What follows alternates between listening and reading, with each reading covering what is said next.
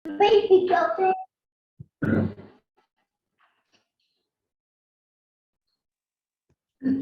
bisa kita mulai nggih, Bu?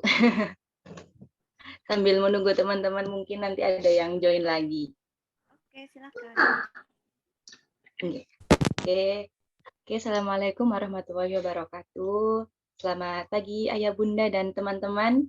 Terima kasih sudah berpartisipasi dalam kegiatan sharing parenting mengenai perjalanan reparenting menyuburkan cinta dalam pengasuhan.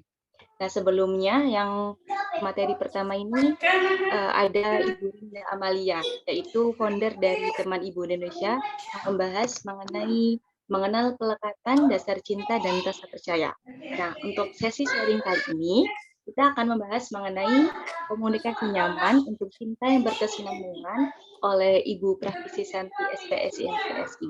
Nah, poin-poin yang akan dibahas dalam sesi sharing kali ini akan membahas mengenai pentingnya komunikasi untuk menumbuhkan kelekatan, memahami gaya dan gestur komunikasi, mengenal temperamen anak, yaitu karakter anak adalah kunci memahami, dan cara membangun komunikasi nyaman.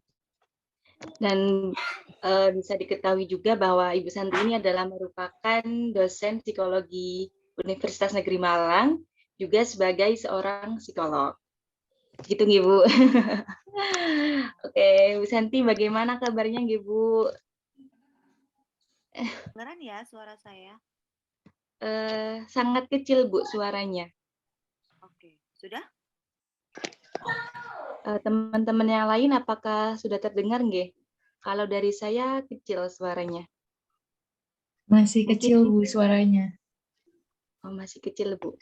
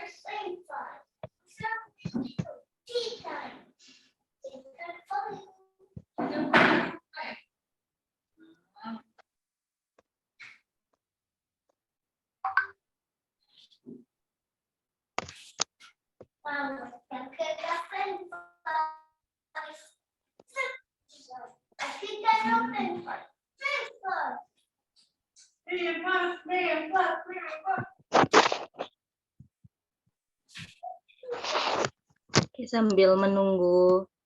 Oh, Ya, ini. Kalau dari saya sudah terdengar jelas, Bu. Kalau dari teman-teman, apakah sudah jelas suara Ibu Santi? Sudah, Kak. Oke. Oke, sudah, Bu. Oke. Monggo Ibu bisa menyampaikan materi ke teman-teman. Oke, langsung dimulai aja ya. Ini saya langsung share screen ya. Oh, iya, Ibu.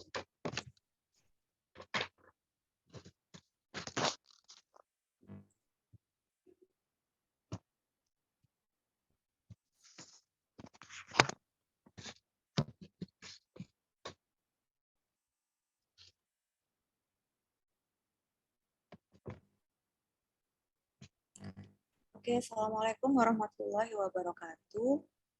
Waalaikumsalam warahmatullahi wabarakatuh. Recording in progress. Selamat pagi teman-teman. Terima kasih sudah bersedia hadir pada pagi hari ini gitu ya untuk acara kelas kolaborasi. Hari ini adalah materi dari saya terkait dengan komunikasi orang tua dan anak dalam keluarga. Ya. Jadi mungkin tadi sudah disebutkan oleh Mbak Leni, gitu ya. Mungkin poin-poin dari materi apa yang akan saya sampaikan pada hari ini. Sebetulnya mungkin nanti kita tidak terlalu banyak tidak terlalu banyak materi ya. Mungkin akan lebih banyak tanya jawab saja sehingga mungkin teman-teman juga bisa lebih nyaman gitu ya untuk memberikan pertanyaan atau apa yang sekiranya bisa kita jadikan bahan diskusi sama-sama. Itu ya Bapak Ibu dan teman-teman semuanya. Oke. Uh, Mungkin kita mulai dulu dari definisi keluarga. Ini layarnya sudah terlihat ya? Sudah, Ibu. Oke, jadi mungkin definisi dari keluarga dulu. Apa sih keluarga gitu ya? Mungkin kita sering kali menyebut kata keluarga ini gitu ya, tapi mungkin ya udah kurang terlalu menyelami sebetulnya makna dari keluarga ini apa gitu ya. Harta yang paling berharga gitu ya. Oke, keluarga ini sendiri sebetulnya artinya adalah anggota atau kelompok kerabat gitu ya. Jadi keluarga ini merupakan serapan gitu ya dari bahasa Sanskerta yang artinya pula dan warga. Jadi artinya anggota atau kelompok kerabat. Jadi keluarga ini sendiri maknanya adalah dua atau lebih individu yang berkumpul atau tergabung gitu ya karena memiliki ikatan darah gitu ya, berarti ayah ibu dengan anaknya gitu ya, atau misalnya hubungan perkawinan gitu ya, suami dan istri ya, lalu misalnya mereka ini mungkin itu dalam hubungan pengangkatan gitu ya, anak angkat misalnya. Dan yang paling penting adalah biasanya mereka ini hidup dalam satu rumah tangga gitu ya, satu rumah dengan perannya masing-masing. Jadi ada memiliki peran khusus gitu. Jadi ada yang menjadi orang tua, dia menjadi anak, menjadi suami, menjadi istri, dan semuanya memiliki peran sekaligus tugas yang juga berbeda-beda. Gitu ya. Kita ngomongnya tugas kesannya berbeda. Tapi intinya adalah di dalam keluarga itu mereka semuanya memiliki peranan masing-masing, gitu ya, peranan masing-masing yang berbeda-beda antara satu dengan yang lain. Nah, di dalam materi ini ya kita akan banyak membahas mengenai peran terutama orang tua dan anaknya. Ya, bagaimana caranya di dalam sebuah keluarga itu orang tua dan anak memiliki perannya masing-masing yang juga sangat spesifik gitu ya. Sehingga kedua belah pihak ini harus menjalani perannya di dalam keluarga sehingga bisa berjalan dengan lancar. Ya. Hari ini yang akan kita bahas adalah terkait dengan komunikasi. Ya, komunikasi ini sendiri adalah bagaimana cara kita untuk menyampaikan sesuatu, ya,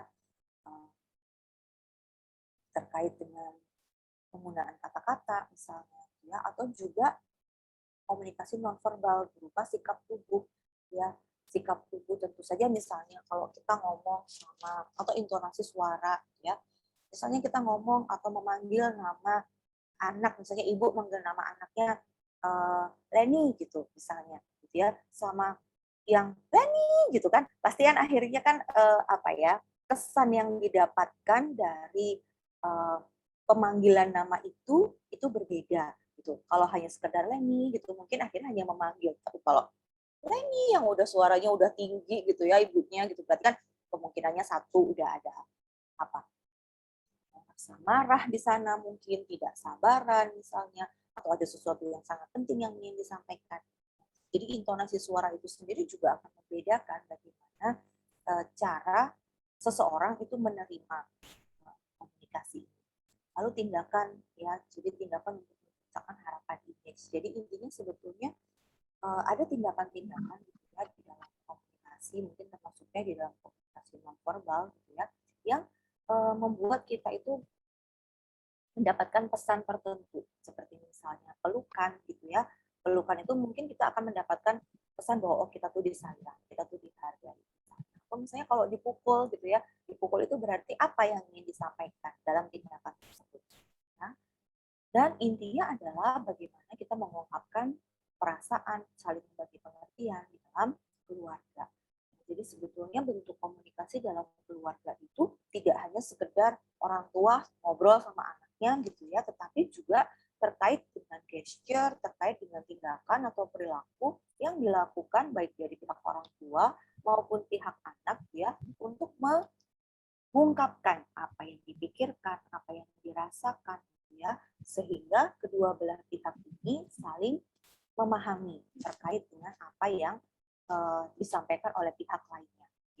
Jadi di dalam komunikasi itu yang paling penting adalah kedua belah pihak gitu ya baik sender maupun receiver-nya, baik pemberi komunikasi maupun penerima komunikasinya, itu saling memahami.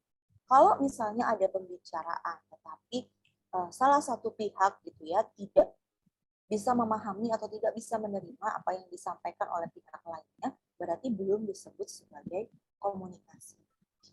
Makanya sebabnya misalnya kalau pada anak-anak yang berkebutuhan khusus gitu ya, misalnya anak autism gitu, dia bisa bicara tetapi mungkin karena bicaranya itu tidak sesuai dengan konteks sehingga akhirnya penerimanya itu tidak bisa memahami apa yang sebetulnya ingin disampaikan oleh anak ini gitu. Nah, itu sebabnya kenapa seringkali disebutkan anak-anak dengan autism biasanya memiliki kendala terkait komunikasi. Karena apa?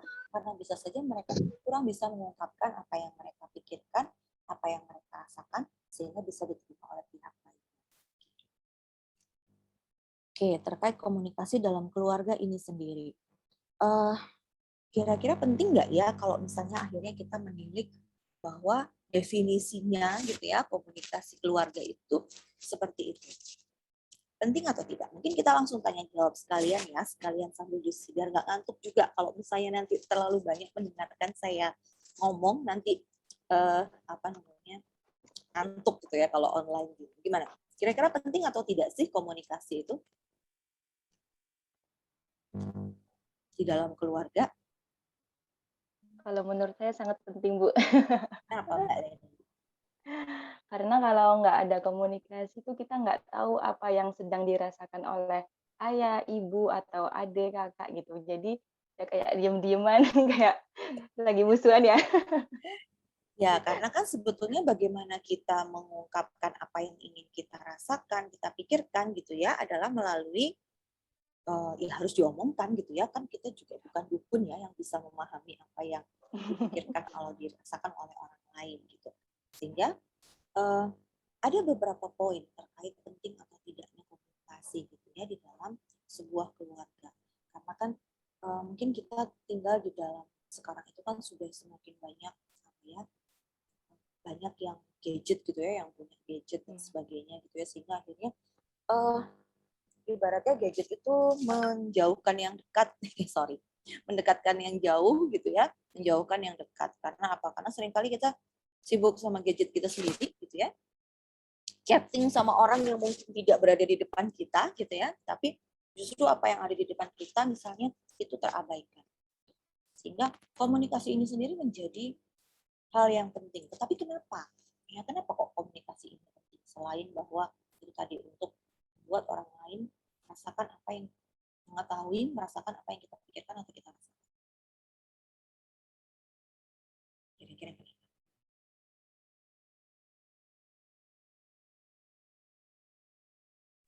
Oke, mungkin ayah, ibu, atau teman-teman ada yang ingin menjawab, bisa langsung on mic atau di kolom komentar.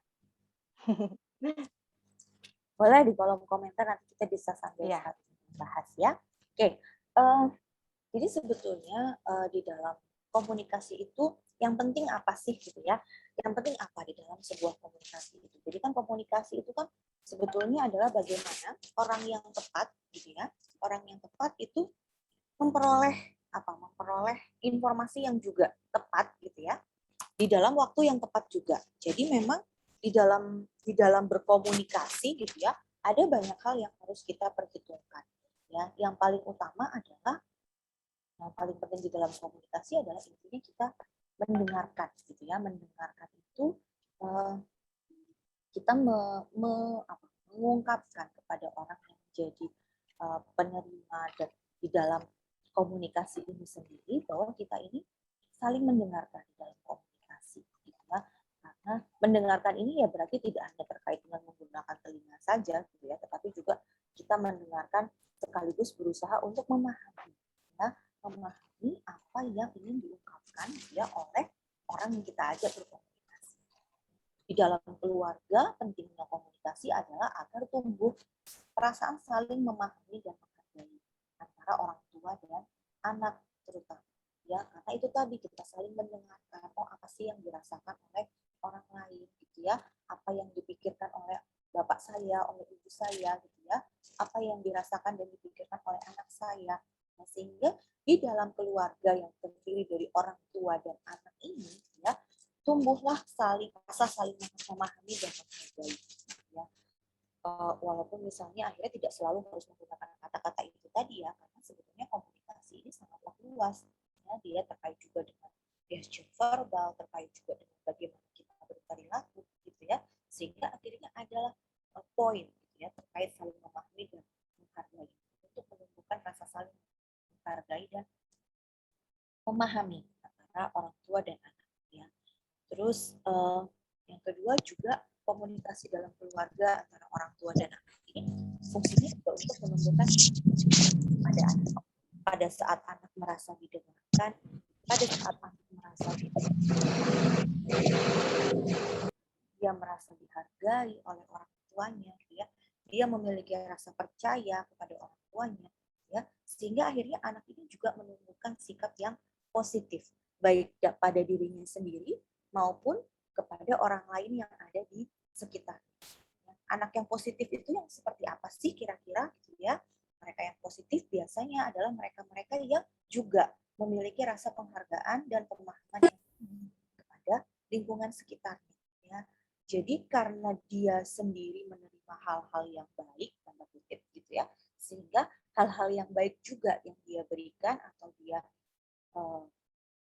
sebarkan gitu ya kepada lingkungan sekitarnya. Sehingga anak-anak yang menjalin komunikasi yang efektif antara orang tua dan anaknya, gitu ya, dia juga merasa dihargai, dia merasa dipahami, dipercaya, ya, dia juga akan menumbuhkan sikap yang sama pada orang lain yang ada di sekitar. Lalu setelah itu komunikasi yang efektif antara orang tua dan anak juga bisa mengembangkan kepercayaan diri pada anak. Ya, pada saat anak ini merasa didengarkan, pada saat dia ini merasa dipahami gitu ya oleh orang tuanya, gitu, sehingga akhirnya relasi dia dengan orang tuanya ini juga akan baik gitu. Dan dia juga akan lebih percaya diri. Oh, saya dihargai oleh orang tua saya, sehingga akhirnya self esteem-nya dia tumbuh gitu ya, harga dirinya dia tumbuh, dia memiliki konsep diri yang juga positif gitu ya, sehingga akhirnya dia jadi lebih percaya diri. Dia bisa memahami, oh saya ini orangnya seperti apa, ya, apa yang bisa saya lakukan, kekurangan saya apa, ya, terkait juga dengan bagaimana dia mengembangkan potensi diri yang dia miliki gitu. Ya, jadi misalnya dia jadi ya itu tadi, karena dia menyadari oh saya punya kelebihan apa, saya punya kekurangan apa, saya merasa didengarkan oleh orang tua saya, dipahami oleh orang tua saya gitu ya, sehingga apa yang dia inginkan, apa yang dia rasakan, dia pikirkan itu bisa dia ungkapkan lebih bebas gitu ya, dan dia bisa mengembangkan apa yang dia miliki, kelebihan dan kekurangan. Terus ini adalah apa ya, intinya sebagian kecil gitu ya dari manfaat yang bisa kita peroleh, tujuannya kita melakukan komunikasi yang positif gitu ya antara orang tua dan anak. Yang paling penting adalah bagaimana kita bisa menumbuhkan rasa saling menghargai gitu ya, terus kepercayaan diri gitu ya, bagaimana kita juga bisa menggunakan rasa percaya antara orang tua dengan anak. Pada saat orang tua merasa tidak seret gitu ya dengan apa yang terjadi, dia juga bisa mengungkapkan kepada anaknya. Demikian pula sebaliknya, pada saat anak merasa ada yang tidak dia pahami atau ada yang tidak dia rasakan yang sesuai dengan apa yang dia pikirkan gitu ya, dia bisa dengan bebas mengungkapkan hal ini kepada orang tua, sehingga semua pihak yang terlibat di dalam proses komunikasi itu bisa saling memahami apa yang dipikirkan dan dirasakan oleh pihak yang lain. Nah, bagaimana sih caranya mengembangkan? Yang paling penting kan sebetulnya ini ya, bagaimana sih caranya kita mengembangkan komunikasi yang efektif itu? Ya, jadi nah, kadang-kadang kita ngomong aja mudah gitu ya. Ya udah tinggal mendengarkan aja apa yang diungkapkan oleh anak. Padahal sebetulnya praktek mendengarkan itu bisa dibilang bukan sesuatu yang mudah. Jadi mendengarkan itu tidak hanya tadi kita dengan telinga saja gitu ya, tidak cukup sedia telinga saja, tapi kita juga harus menyediakan semuanya. Ya, kita harus menyediakan perhatian kita, ya, kita harus menyediakan ini, ada kontak mata yang harus dijaga. Kenapa? Karena anak-anak merasa lebih dihargai oleh orang tuanya. Ya, misalnya anaknya pengen cerita, Bunda aku tadi di sekolah tuh berantem sama temanku gitu misalnya, itu dia ingin bercerita gitu kepada bundanya tentang apa yang terjadi gitu ya pada saat dia berada di sekolah. Terus bundanya mendengarkannya sambil oh iya nak, sambil lihat Instagram misalnya atau scrolling Shopee belanja misalnya gitu ya. Pada saat anaknya mengungkapkan apa yang dia rasakan. Kira-kira apa yang dirasakan anak kalau misalnya seperti itu kondisinya? Pernah nggak kayak gini? Misalnya pada saat kita ini ngomong, terus ternyata orang tuanya itu ya itu sibuk dengan kegiatannya sendiri-sendiri. Kira-kira apa yang dirasakan? Jadi pengen cerita lagi nggak kira-kira? Enggak, Bu. Ya, jadi males ya mau cerita lagi gitu ya. Mau aku cerita juga apa namanya? Ya denger sih, tapi ya kayak gitu ya, nggak full perhatian.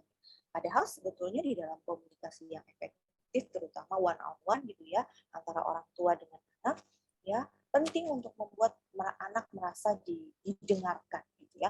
Didengarkan di dalam hal ini tidak hanya telinga saja, tetapi juga semuanya terkait gesture kita misalnya. Tadi kontak mata kita kepada anak gitu ya, pada saat kita mengajak dia bicara atau pada saat dia ingin mengungkapkan sesuatu ya, terus gesture misalnya apa tatapan mata atau mungkin itu tadi gerakan tangan gitu ya, anaknya dipegang seperti mungkin di gambar itu gitu ya, ada tatapan mata, ada yang tangan anaknya dipegang dan sebagainya, sehingga mungkin anak jadi merasa lebih merasa lebih dihargai, didengarkan gitu ya. Oh saya ngomong tuh buat orang tua saya, apa yang saya ungkapkan itu penting gitu ya, sehingga anak ini merasa dihargai ya. Penting untuk membuat anak itu merasa bahwa dia ini punya makna untuk orang tuanya. Nah, jadi kadang-kadang ya itu saya sering dicurhatin gitu ya terkait hal ini oleh baik oleh orang tua maupun oleh anak gitu ya. Kalau misalnya lagi diajak ngomong nggak didengarkan, padahal mungkin sebetulnya telinganya ada di situ gitu ya, mungkin dia dengarkan. Tapi didengarkan sini tidak hanya sekedar butuh telinga, tetapi juga butuh yang lain juga. Dan ini berlaku kebalikannya antara orang tua dan anak, juga dengan anak dan orang tua. Pada saat orang tua ingin mengungkapkan sesuatu, ya ibaratnya kita juga melakukan hal yang sama. Ya, ada yang bilang itu lebih kepada kita itu, ya kalau misalnya kita ingin diperlakukan seperti apa gitu ya kita itu yang kita lakukan. Kalau misalnya kita ingin didengarkan gitu ya, ya pada saat ada orang lain yang bicara, gitu ya, kita juga mendengarkan. Intinya adalah kita melakukan seperti apa yang ingin kita orang lain lakukan kepada kita, gitu. Jadi seimbang gitu ya di dalam komunikasi itu ada hal yang disebut keseimbangan ya antara orang tua dan anak, dan orang tua itu melakukan hal yang sama.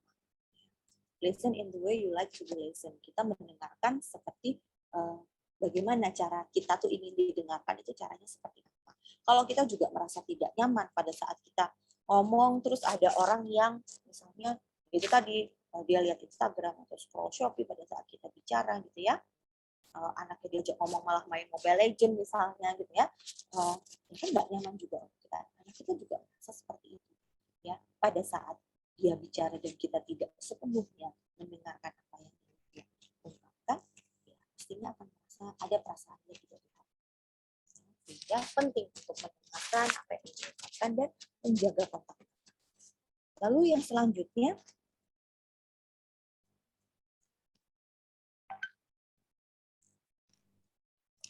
adalah melihat dari sudut pandang anak. Ya, jadi ini pada saat kita melihat dari point of view gitu ya, sudut pandang anak itu mungkin ada yang ingin saya tanyakan. Ya. Di sini mungkin ada yang pernah mendengar istilah empati. Ada empati, ada simpati, ya. Kira-kira berbeda nggak antara empati dengan simpati? Berbeda, Bu. Apa perbedaannya? Perbedaannya kalau simpati itu, bentar Bu, saya mengingat-ingat juga. Jadi kuliah lagi ya Mbak Leni? Iya. Jadi kuliah lagi. Apa nih? Apa perbedaan antara empati dengan simpati? Kalau simpati, seingat saya itu hanya turut merasakan apa yang dia rasakan, Bu. Tapi kalau empati itu kayaknya ada tindakan gitu, Bu, Siap. seingat saya. Oke, jadi seringkali kita itu kita memang apa ya, sebagai individu gitu ya, kita kembangkan dua-duanya. Simpati juga kita kembangkan gitu ya, empati juga kita kembangkan. Kalau simpati itu kita merasa istilahnya prihatin. Mungkin kalau misalnya ada orang lagi sedih gitu ya, oh iya kamu lagi sedih ya gitu. Aku merasakan apa yang kamu rasakan, dalam artian oh iya oke, aku simpati pada perasaan yang kamu rasakan saat ini, yaitu sedih gitu. Jadi kita kita apa ya, ya ikut merasakan apa yang dirasakan oleh orang lain gitu ya. Kita bersimpati terhadap apa yang dia rasakan gitu. Jadi lebih ke apa, kita menunjukkan rasa oke, apa ya, dukungan gitu ya. Oke, kamu sedih, aku tahu gitu. Jadi kita mengetahui bagaimana perasaan. Tetapi pada saat empati itu sudah lebih dalam lagi ya. Empati itu adalah kita melihat dari sudut pandangnya dia ya, dalam misalnya menghadapi suatu masalah gitu ya.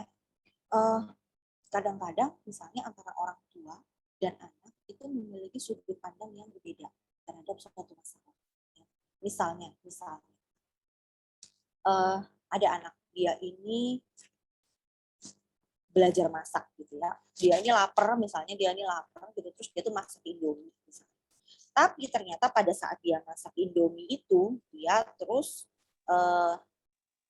Indominya tumpah gitu ya. Indominya tumpah, kena kompornya kan kadang-kadang, terus habis itu apinya apa namanya?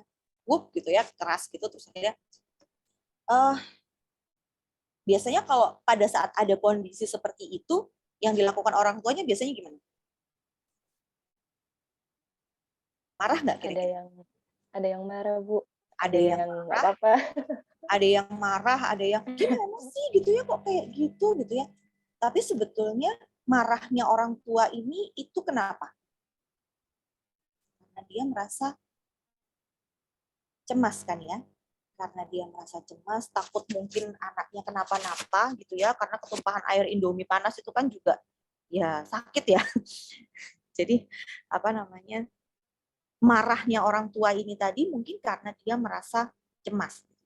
Tetapi dari sudut pandang anaknya, kira-kira pada saat orang tuanya marah gitu ya, ngamuk kayak gitu tadi, ketangkep nggak kalau orang tua marahnya ini karena cemas? Belum tentu.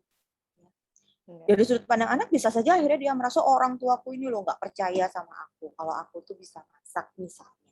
Oh orang tuaku ini loh, aku tuh pengen mandiri, aku tuh nggak pengen ngerepotin ayah sama ibu, aku ingin belajar misalnya. Ya. Tetapi yang dilihat oleh orang tua adalah anaknya terus anaknya cerobot misalnya. Padahal sebetulnya mungkin orang tuanya merasa cemas gitu ya dengan kondisi anak. Jadi akhirnya nggak nyambung gitu ya antara apa yang dipikirkan dan dirasakan oleh orang tua dengan apa yang dirasakan dan dipikirkan oleh anak gitu. Sehingga akhirnya mungkin terjadi konflik nggak kalau seperti ini? Sangat memungkinkan. Ya. Nah itu sebabnya penting bagi kita untuk pada saat kita berkomunikasi dengan anak terutama ya, dan ini nggak cuma berlaku untuk anak aja sebetulnya gitu ya. Kita berusaha untuk melihat dari sudut pandangnya dia itu seperti apa. Kita posisikan kalau kita jadi anak gitu ya, apa yang kita pikirkan, apa yang kita rasakan ya. Dengan ya, untuk memahami kenapa sih kok dia melakukan sesuatu. Misalnya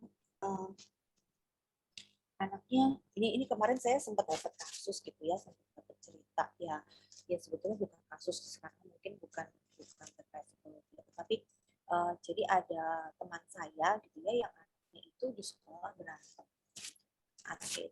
berantem sehingga akhirnya dia dipanggil sama kepala sekolah. Teman saya ini dipanggil oleh kepala sekolah anaknya ya karena anaknya ini berantem. Terus setelah dirunut gitu ya, ya kan ya namanya dipanggil sama kepala sekolah karena anaknya berantem kan ya, apa ya, ada rasa malu gitu ya, mungkin dari teman saya juga gitu, sehingga akhirnya dia itu bereaksi cukup berlebihan kepada anaknya. Jadi dia bilang, aku sadar kok Mbak, aku tuh waktu pada saat reaksiku ke anakku tuh emosional banget gitu, anaknya tak marahin gitu aja kok berantem, kenapa sih dia kok berantem gini, kayak nggak ada cara lain aja gitu. Padahal pada saat akhirnya setelah beberapa saat gitu ya, setelah udah pada adem gitu ya kondisinya gitu ya, diajak ngomong, anaknya bilang gitu, kenapa sih alasannya dia berantem gitu ya sama temannya gitu. Ternyata karena temannya ini istilahnya membuli ya, merundung temannya yang lain yang berkebutuhan khusus. Jadi anaknya ini sekolah di sekolah inklusi gitu ya, sehingga ada anak berkebutuhan khusus yang ada di dalam kelasnya. Nah, dia ini marah sama temannya karena temannya ini merundung anak yang berkebutuhan khusus itu tadi. Sudah ditegur, dia bilang, aku udah bilang, Bun, jangan seperti itu. Tapi dia tetap ngeyel, malah ditarik-tarik temanku ini dan sebagainya. Terus ya karena dia ini mukul temanku yang berkebutuhan khusus itu, tak tarik gitu. Mungkin karena anaknya teman saya ini badannya cukup besar gitu ya, sehingga pada saat dia menarik itu yang mungkin maksudnya dia nggak terlalu keras gitu ya, tapi ternyata keras banget sampai temannya yang merundung ini jatuh. Nah, pada saat temannya yang merundung ini jatuh nggak terima gitu, terus akhirnya mereka ya karena sama-sama cowok gitu ya, nggak terima, terus mau mukul. Nah, karena anaknya teman saya ini berusaha membela diri, nah akhirnya ya gitulah, akhirnya terjadilah perkelahian. Tetapi awalnya itu adalah karena terus dia bilang, aku tuh kasihan sama temanku yang berkebutuhan khusus ini karena dia sebut namanya gitu ya, ini karena ya dia kan nggak bisa belain dirinya sendiri gitu. Jadi pada saat teman saya melihat dari sudut pandang anak, gitu ya, kenapa kok melakukan ini, melakukan itu, dia jadi, ya ampun, aku tuh sebetulnya marah-marah untuk hal yang ya oke lah, memang tidak benar gitu ya, perkelahian. Tapi cobalah mungkin kita bisa melihat dulu alasannya kenapa sih dia melakukan sesuatu gitu ya, sehingga kita tuh bisa melihat dari sudut pandang. Ya, jadi nah, seringkali di dalam keluarga gitu ya, terutama orang tua dan anak gitu ya, orang tua itu seringkali tidak berusaha untuk melihat dari sudut pandang anaknya seperti apa. Pada saat anaknya melakukan kesalahan, misalnya dianggap melakukan sesuatu yang salah gitu ya, seringkali orang tua reaktif gitu. Anaknya dimarahin, anaknya apa, tanpa berusaha untuk mencari tahu, mendengarkan, dan melihat dari sudut pandang anaknya itu kenapa dia melakukan hal tersebut. Sehingga akhirnya tidak ada komunikasi yang terjalin gitu ya antara orang tua dengan anak. Gitu. Orang tuanya tidak berusaha untuk memahami apa yang dipikirkan anak, ya. Anaknya juga sudah terlanjur merasa bahwa orang tuanya tidak akan memahami apa yang saya pikirkan dan saya rasakan. Gitu. Jadi ya akhirnya seringkali terjadi salah paham di sini. Terus selanjutnya adalah tanyakan apabila ada yang kurang jelas. Nah, seringkali ini juga banyak terjadi ya. Ya namanya kadang-kadang kita misalnya bercerita atau ngobrol atau apa ya, kadang-kadang apa yang ingin kita sampaikan itu belum tentu sama dengan yang diterima oleh orang lain ya. Kita maksudnya ngomong A, bisa saja yang diterima oleh orang lain itu A+ atau A- gitu ya. Dan kita terlalu mungkin malu, terlalu males, terlalu kalau misalnya untuk bertanya apabila ada yang kurang jelas gitu. Demikian juga antara komunikasi orang tua dengan anak. Kadang-kadang anak cerita kan kayak gitu ya, apalagi anak-anak yang masih kecil gitu ya. Anak-anak yang masih kecil dia ceritanya ngalor ngidul ibaratnya gitu ya, yang habis cerita ini loncat ke sana, balik lagi ke sini, loncat ke sana. Jadi kadang-kadang misalnya terkait dengan runutan ceritanya dan sebagainya itu tidak jelas ya. Dan ketidakjelasan ini juga seringkali bisa memicu kesalahpahaman ya antara orang tua dengan anak. Maksudnya orang tuanya mau ngomong gini, ternyata diterima oleh anaknya begitu. Tetapi karena anaknya tidak mau bertanya gitu ya, jadi akhirnya kesalahpahaman itu terus terjadi. Gitu. Padahal kalau misalnya kita bisa nanya, sebetulnya tadi maksudnya apa sih, kok kenapa kok kayak gini ya, gitu ya, apabila ada yang mungkin yang tidak dipahami. Kok tadi bisa kayak gitu ya? Ya, dengan misalnya diceritakan ulang gitu ya, ada yang tidak jelas, bisa ditekankan lagi kepada ada apa yang tidak jelas itu tadi gitu ya, sehingga akan lebih mudah juga bagi kita untuk memahami sebenarnya apa sih yang ingin disampaikan ya. Sebenarnya tadi itu dia cerita tentang apa sih gitu ya, poin ceritanya gimana sih gitu ya, apa sih yang ingin dia ungkapkan sebenarnya. Dengan kita bertanya ya ibaratnya kan malu bertanya sesat di jalan ya gitu. Jadi dengan kita bertanya itu kita bisa mendapatkan informasi yang lebih jelas, sehingga kita juga bisa memahami ya apa yang dimaksud oleh lawan bicara kita itu yang seperti apa. Terus yang selanjutnya adalah pahami situasi dan keadaan, cari waktu yang tepat. Misalnya kalau setelah kejadian kayak gitu tadi mungkin gitu ya, pada saat teman saya setelah dipanggil oleh kepala sekolahnya gitu ya, terus pastikan masih ada rasa marah, rasa malu, rasa apa, sehingga akhirnya keluarnya ke anaknya itu juga tidak optimal gitu ya. Jadi dia juga jadi cenderung marah juga karena efek rasa malu dan sebagainya ini tadi.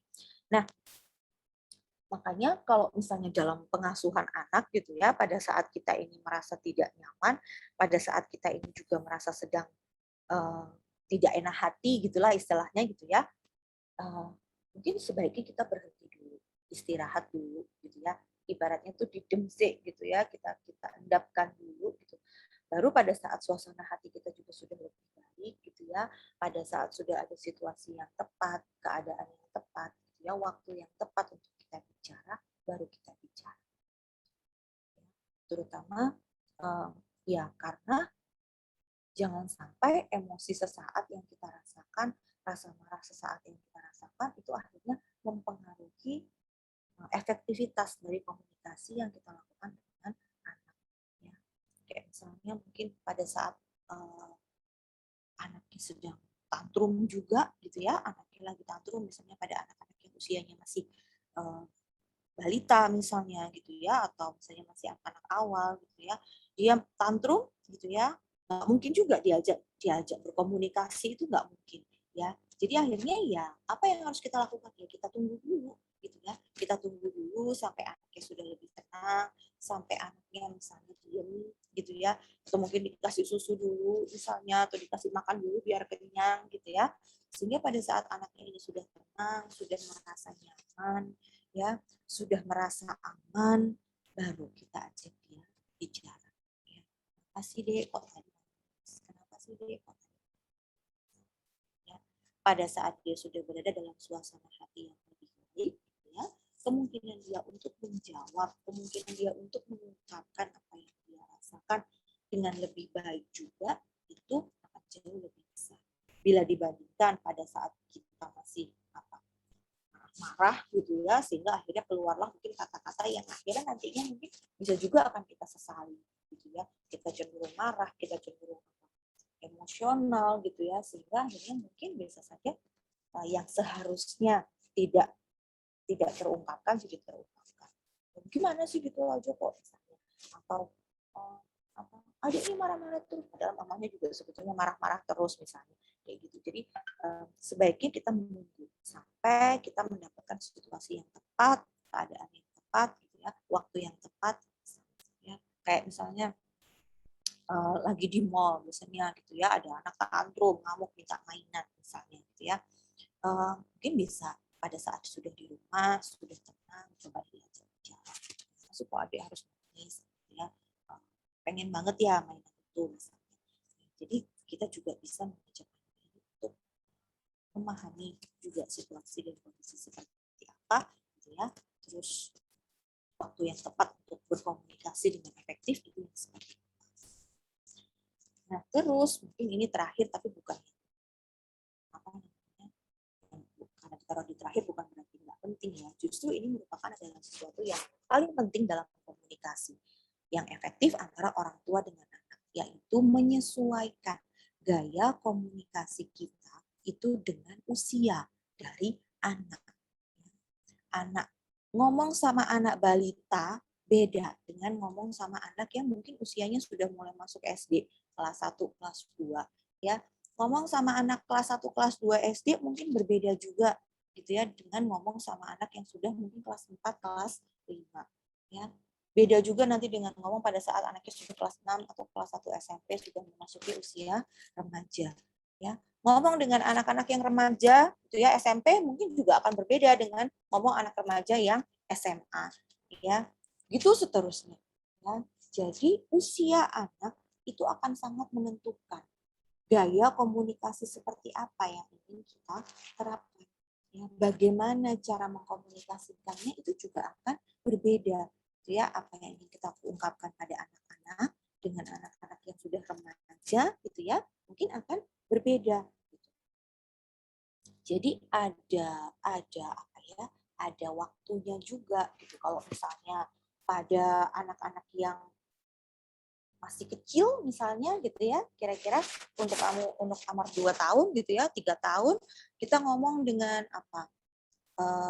Suara yang adik gitu. Kalau misalnya ini misalnya kita mau kasih tahu dia gitu ya, adik kalau mau makan gitu nanti bilang aja sama misalnya ngomongnya dengan nada seperti itu. Tetapi kalau ngomong sama anak yang udah remaja, misalnya kita ngomong kayak gitu, apa yang kira-kira dirasakan oleh anaknya? Bisa aja malu, bisa aja mikir apa sih gitu ya, mama ini ngomongnya kayak gini, emangnya aku anak kecil apa kayak gitu ya. Jadi bagaimana cara kita bicara, bagaimana cara kita berkomunikasi gitu ya dengan anak itu juga akan sangat tergantung dari usia anaknya ini berapa gitu ya. Kita nggak mungkin ngomong dengan suara baby itu tadi gitu ya kepada anak-anak remaja misalnya ya. Gaya bicaranya pun juga berbeda ya. Kalau misalnya kepada anak-anak yang mungkin usia apa SD gitu ya, kita masih bisa mengarahkan, oke dek kamu harusnya begini. Nggak mungkin lebih kepada mungkin adik sebaiknya melakukan ini kalau misalnya ketemu sama teman ya. Menurut adik gimana? Oh iya kayak gitu. Jadi mungkin kita lebih, tapi pada saat kita bicara pada anak yang sudah remaja gitu ya, mungkin dia tidak mau lagi diarah-arahkan, disuruh-suruh gitu ya. Apa namanya, bisa kita memberikan saran, belum tentu juga dia akan mendengarkan saran kita. Tetapi lebih baik kita menanyakan, gitu ya. Kakak lebih baik gimana? Kalau menurut kakak seperti itu, jadi mungkin kita lebih banyak menanyakan pendapatnya dia, gitu ya. Kita lebih banyak melihat dari sudut pandangnya dia itu seperti apa gitu ya. Sementara kalau anak-anak kecil-kecil mungkin masih mau gitu menerima saran, menerima apa namanya masukan gitu ya dari orang tuanya gitu. Sementara mungkin pada anak-anak yang sudah lebih besar mungkin kita mengarahkannya sudah dengan cara yang berbeda gitu. Jadi kita hanya mengawasi saja misalnya gitu ya, biarkan anak juga untuk mengambil resiko misalnya dan sebagainya yang mungkin tidak akan terjadi pada anak-anak yang berusia lebih muda ya. Jadi menyesuaikan dengan usia anak itu juga merupakan poin yang penting dalam pola komunikasi ya. Oke, saya lanjut dulu ya. Cek ada chatting apa? Oke. Terus mungkin kita lanjut sedikit lagi gitu ya sebelum kita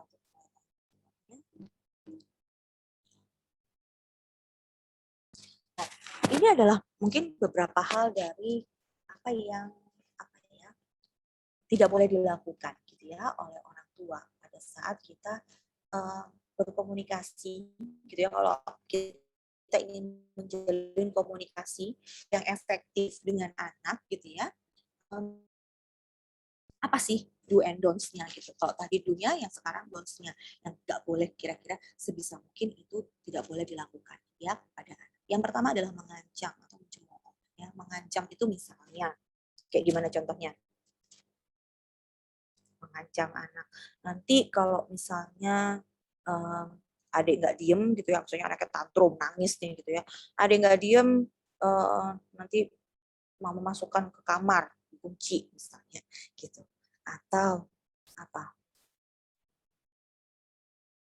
Biasanya pada anak-anak kecil gitu ya kayak gini, ancaman. Kalau nggak mau makan misalnya, ini juga sering nih gitu ya. Kalau nggak mau makan nanti nggak boleh main misalnya, ya. atau mencemooh anak gitu ya.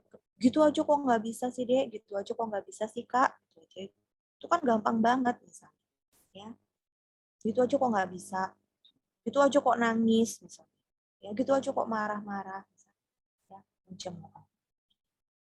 Kira-kira yang lebih efektif gitu ya, bahasanya diganti dengan ini seperti apa? Misalnya anaknya nggak mau makan ini tadi. Gitu. Apa yang sebaiknya dilakukan? Karena kalau iya kalau nggak digituin, kalau misalnya nggak digituin nggak mau makan loh Bu gitu ya anaknya misalnya. Tapi mungkin ada nggak cara lain yang lebih efektif misalnya untuk mengkomunikasikan ini loh kamu tuh harus makan gitu ya dibandingkan dengan cara mengancam seperti itu. Kira-kira gimana ya? Kita bisa jelaskan gitu ya dengan bahasa yang dia pahami. Kalau misalnya dia nggak makan itu kira-kira apa yang akan dia rasakan. Misalnya tadi dibandingkan dengan kita ngomong nanti kalau misalnya nggak makan nggak boleh main gitu ya. Mungkin akan lebih baik kalau kita ngomong nanti kalau misalnya adik nggak makan kan lapar ya. Pas lagi main lapar kan nggak enak ya. Kita bisa tunjukkan kira-kira apa sih yang bisa terjadi sama dia gitu ya kalau misalnya dia nggak makan. Nanti kalau misalnya adik nggak makan, kalau misalnya pas main lari-lari terus capek, terus kan nggak enak kan gitu karena kan lapar. Gitu. Ya. Jadi apa ya? Dibandingkan dengan kita mengancam untuk dia nggak boleh ini, nggak boleh itu, gitu ya. Lebih baik kita tunjukkan aja kira-kira resiko apa yang bisa kira-kira dia hadapi gitu dengan kondisi seperti itu. Ya. Dibandingkan dengan kita ngomong gitu aja kok nggak bisa sih Kak, gini aja kok nggak bisa Kak, ya kita tunjukkan aja sebetulnya bagaimana sih cara melakukannya dengan benar. Ya, seperti ini loh cara melakukannya, seperti itu loh cara melakukannya. Coba kamu lakukan sekarang, kayak gitu. Ya, jadi sebisa mungkin tidak apa ya merendahkan anak gitu ya karena kalau dia diancam kalau dia dicemooh tentu saja dia akan merasa ya tidak dihargai gitu ya tidak dihargai kok orang tuaku ngomong gini iya ya aku ancen nggak bisa gitu ya aku ancen misalnya akhirnya jadi menimbulkan rasa rendah diri pada anak terus memotong ucapan anak dan menghakimi ya anaknya belum selesai ngomong gitu ya sebentar apa oke gitu sih, misalnya anaknya lagi cerita di tengah-tengah, tadi tuh aku tuh mukul temanku, kok mukul sih? Misalnya belum anaknya selesai cerita gitu ya, ibunya udah motong dulu di tengah-tengah, ayahnya udah motong dulu di tengah-tengah gitu ya. Terus kamu itu loh, kok nakal banget sih sukanya mukul teman misalnya. Padahal anaknya sebetulnya kenapa kejadiannya itu seperti apa gitu ya. Dengan memberikan kesempatan kepada anak gitu ya untuk menyelesaikan apa yang ingin dia ungkapkan gitu ya. Ya, misalnya dia bercerita dan ceritanya panjang gitu ya dan dia ingin bercerita ya akan membantu dia untuk lebih itu tadi lain next time kalau misalnya dia ada masalah, dia ada problem, dia ada apa namanya kejadian apa yang menimpa dia misalnya dia tidak akan segan untuk bercerita karena dia tahu dia akan didengarkan ya. Nah, kalau misalnya kita cenderung memotong ucapan anak gitu ya habis itu besok-besoknya kemungkinan dia mau bercerita ke kita lagi ya lebih sedikit gitu ya. Nanti paling nggak didengerin sama ibu. Padahal nanti aku disalahin lagi justru gitu ya. Malah tambah diomelin misalnya, malah tambah dimarahin misalnya. Ya. Sehingga akhirnya anak jadi nggak mau ngomong. Ya, jadi cobalah didengarkan dulu. Sebenarnya apa sih yang ingin dia ungkapkan sepenuhnya ya sebelum kita potong dia di tengah-tengah penjelasannya ya dan dihakimi. Terus memberikan kritikan berlebihan ya kayak misalnya tadi ada anak remaja misalnya gitu ya kita berikan kesempatan deh kepada dia misalnya untuk menyelesaikan permasalahannya sendiri kita awasi gitu ya kita melakukan pengawasan kita coba ya ibaratnya kan kalau pada anak-anak yang sudah remaja gitu ya penyelesaian masalah gitu ya dia mau menyelesaikan masalah kenapa sih kok kita nanti kan kalau misalnya dia melakukan kesalahan ya melakukan kesalahan kan wajar gitu ya dengan adanya kesalahan itu dia akan belajar dari pengalaman oh ternyata nggak boleh kayak gitu ya dibandingkan dengan kita mendikte oke dia harus begini harus begitu gitu ya coba biarkan dia menang kecuali untuk hal-hal yang sangat fatal ya misalnya dia mau nyoba narkoba ya tentu saja akhirnya nggak boleh gitu ya jangan dia ibaratnya bukan sesuatu yang dicoba dulu gitu ya tetapi mungkin untuk hal-hal yang lainnya ya misalnya dia ada konflik dengan temannya ya coba kita berikan kesempatan kepada dia untuk menyelesaikan permasalahannya sendiri dulu gitu ya. Nah, pada saat dia melakukan kesalahan gitu ya, harus dikritik nggak? Ya harusnya kamu tuh gini, harusnya kamu tuh gitu ya. Lebih baik kamu tuh kan kemarin tuh kamu ibu bunda udah bilang harusnya kamu tuh gini gitu ya. Pada saat nanti anak itu merasa dia dikritik terus menerus terkait apa yang dia lakukan gitu ya, ya besok-besoknya dia tidak akan bercerita lagi gitu ya. Besok-besoknya dia tidak akan menanyakan pendapat kita lagi sebagai orang tua ini bagaimana ya. Dia tidak akan menceritakan problem yang dia hadapi lagi dan kesalahan-kesalahan yang dia buat misalnya. Karena apa? Karena dia akan merasa dikritik berlebihan ya. Ya mungkin akan lebih baik kalau misalnya kita oke, sekarang sudah paham ya letak kesalahannya. Coba menurut kamu yang harus dilakukan bagaimana? Kita kasih dia kesempatan untuk memperbaiki kesalahannya dia. Ya. Kalau misalnya akhirnya dia buntu, baru kita kasih masuk. Coba deh, kalau menurut Bunda seperti ini, menurut kakak kita tanya. Ini terutama untuk anak-anak yang sudah berusia remaja. Ya, pada saat kita berkomunikasi dengan mereka tuh sebanyak mungkin, sebisa mungkin minta dia memberikan pendapatnya dia seperti apa. Kalaupun misalnya salah, kalau misalnya apa, ya nggak apa-apa, karena membuat kesalahan itu pada hal-hal itu, membuat kesalahan itu membuat dia juga belajar. Pada anak-anak saya memberikan pendidikan berlebihan.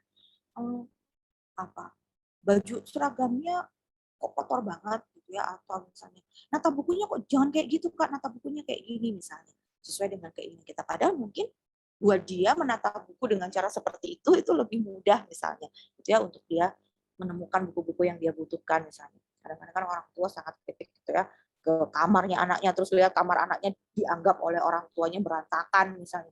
Aduh deh, ini kan harusnya bukunya ditaruh di sini, ini kan harusnya bukunya ditaruh di situ misalnya. Pensil tuh harusnya di sini. Padahal mungkin kan dia punya apa cara sendiri gitu ya untuk mengatur kamarnya misalnya. Itu akan lebih memudahkan untuk dia misalnya. Kenapa sih kalau makan itu kok nasinya ditinggal, ya harusnya barengan lah antara nasinya sama lauknya misalnya gitu ya. Ya terserah dia dong mau makan nasinya dulu, mau makan ayamnya dulu misalnya dan sebagainya. Yang penting semuanya dimakan kan kayak gitu. Ya. Jadi sebisa mungkin sebagai orang tua tetap melakukan pengawasan gitu ya, apabila anak melakukan, tetapi tidak memberikan kritikan yang berlebihan apabila ada yang tidak sesuai dengan keinginan orang tua. Karena belum tentu itu bukan hal yang diinginkan. Lalu selanjutnya adalah mengungkit kesalahan. Nah, ini mungkin masih dilakukan oleh. Saya jujur kadang-kadang juga merasa saya sering melakukan hal ini, gitu ya. Misalnya anaknya melakukan kesalahan yang sama, gitu ya. Nah kan kemarin Bunda udah bilang, gitu. Kan kemarin Bunda udah bilang kakak sih nggak mau dengerin misalnya. Kemarin kan Bunda udah bilang kemarin kakak gini-gini, sebutkan kesalahannya dia yang sudah lewat, ya. Padahal sebetulnya mungkin juga dia ya tidak bermaksud untuk melakukan itu gitu ya, tapi kita mengungkit kesalahannya dia di masa lalu. Dulu kakak juga begitu misalnya ya, dulu adik apa namanya ketemunya juga seperti itu. Nah kan kita mengungkit kesalahan dia yang dia lakukan di masa lalu gitu ya.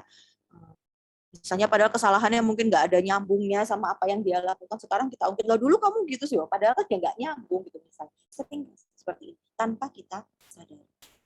Ini juga nggak hanya berlaku pada anak saja, kadang-kadang gitu ya, misalnya mungkin bagi orang tuanya, kadang-kadang ke suaminya, ke istrinya juga seperti itu gitu ya, ungkit-ungkit kesalahan yang sudah lama, padahal diungkit-ungkit kesalahan lama itu kan nggak enak ya. Balik lagi ke seperti di awal, perlakukanlah orang seperti Anda ingin diperlakukan. Kalau kita juga nggak pengen diungkit-ungkit kesalahannya, anak juga nggak ingin diungkit-ungkit kesalahan ya. Ungkit-ungkit kesalahan. Terus yang selanjutnya adalah mendikte dan mengabaikan pendapat anak. Ya, mungkin ini tadi yang saya bilang lebih banyak kepada anak-anak yang sudah remaja. Ya, anak-anak remaja itu ya mereka kan apa ya, secara kepribadiannya dia gitu ya, pola pikirnya dan sebagainya itu sudah ada keinginan untuk mandiri, sudah pengen menunjukkan kepada orang bahwa dia ini mampu gitu ya, dan ada memang kebutuhan dia untuk merasa seperti itu.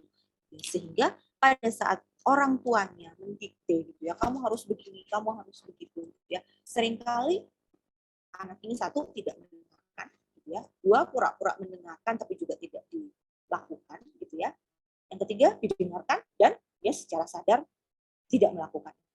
Jadi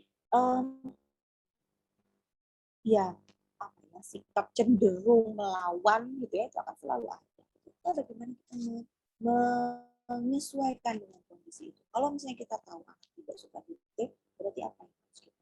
Kalau misalnya dia sudah punya pendapat sendiri dan sebagainya terkait apa yang ingin dia lakukan, berarti apa yang sebagai orang tua kita lakukan untuk mendukung hal tersebut. Anak remaja itu fokusnya adalah berpikir kritis. Jadi bagaimana kita mengembangkan kemampuan anak untuk berpikir kritis. Salah satunya adalah menyelesaikan permasalahan-permasalahan yang dia hadapi sendiri tanpa adanya campur tangan yang terlalu berlebihan dari orang tua. Ya, terutama mungkin yang sudah mahasiswa gitu ya, menyelesaikan masalah gitu ya, mungkin ada keinginan dari anak ini sendiri untuk aku mampu kok, aku bisa menyelesaikan masalahku seperti itu. Sehingga sebagai orang tua kita dengarkan ya, misalnya dia menghadapi masalah gitu. Kayak menurut kamu gimana caranya menyelesaikan permasalahan tersebut ya? Pendapatmu gimana misalnya untuk menyelesaikan problem itu gimana, misalnya dia berantem sama temennya, berantem sama pacarnya misalnya gitu ya. Oke, menurut kamu dia tuh nggak mau dengerin aku dan sebagainya. Oke, menurut kamu ya, kalau kamu menghadapi problem seperti itu apa yang harus kamu lakukan. Jadi kita mencoba untuk membiasakan kepada anak dia ini mengungkapkan apa yang ingin dia ungkapkan, menyelesaikan permasalahannya sendiri. Ya. Dan ini bisa dibiasakan sejak anak usia SD. Pada saat dia sudah mulai bisa berpikir secara konkret gitu ya, dia tahu masalahnya apa, penyelesaiannya bagaimana gitu ya. Awal-awal mungkin kita bisa tuntun gitu, kita bisa arahkan. Tapi pada saat dia sudah semakin besar, kita bisa mengarahkan dia untuk coba deh selesaikan sendiri dulu. Ya, kita tetap dengarkan. Kalau dia butuh, kalau menurut Bunda gimana? Baru pada saat dia bertanya seperti itu, kita memberikan pendapat kita. Ya. Jadi kita tidak mendikte gitu ya, dan mendengarkan apa sebetulnya yang ingin diungkapkan oleh anak. Dan itu merupakan poin yang terpenting di dalam komunikasi efektif. Mendengarkan. Mendengarkannya di sini adalah mendengarkan untuk memahami sebenarnya apa yang ingin disampaikan.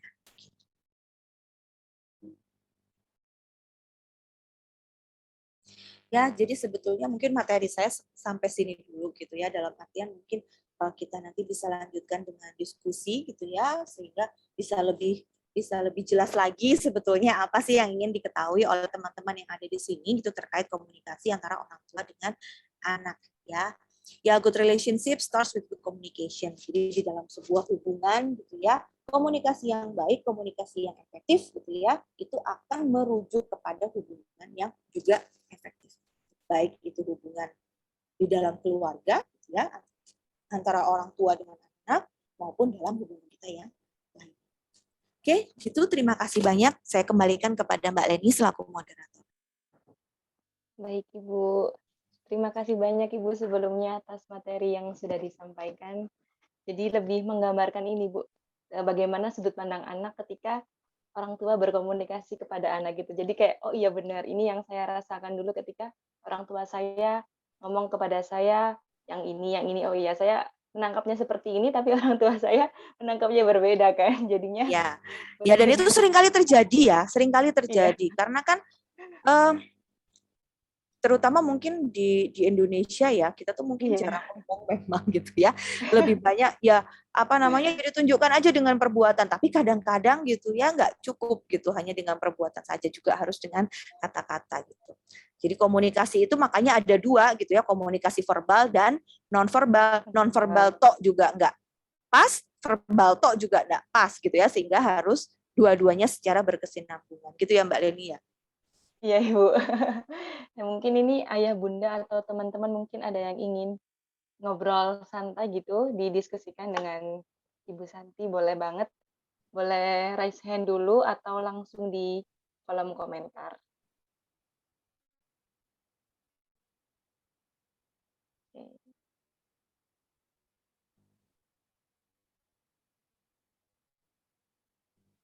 Oke. Silakan, mungkin teman-teman ada yang ingin ditanyakan. Biar saya juga kan mungkin kan tidak terlalu paham ya mengenai audiens yang ada di sini tuh orang tuanya anak balita atau orang tuanya remaja. challenge-nya itu lebih banyak pada saat kita melakukan komunikasi dengan anak-anak yang sudah remaja ya, bila dibandingkan dengan anak-anak. Kalau anak-anak itu kan kayaknya mereka dengerin aja gitu apa yang diomongin sama orang tuanya gitu ya. Tapi pada saat sudah remaja, nah itu PR banget buat orang tuanya karena mungkin orang tuanya juga harus mengubah ya pola komunikasinya yang tadinya cenderung cenderung protektif, tadinya cenderung juga fokus kepada anaknya gitu ya, menjadi lebih mundur gitu. Nah, penyesuaian ini pada orang tua juga bukan sesuatu yang mudah gitu ya. Pada saat kita mundur tidak lagi terlibat terlalu banyak gitu ya di dalam kehidupan anak, itu juga merupakan problem sendiri buat orang tua. Jadi silakan mungkin ada yang ingin bertanya. Ini Bu dari Ibu Vergi, mungkin bisa open mic atau di kolom komentar. Ya Ibu, monggo. Assalamualaikum, apa suara saya terdengar, Bun?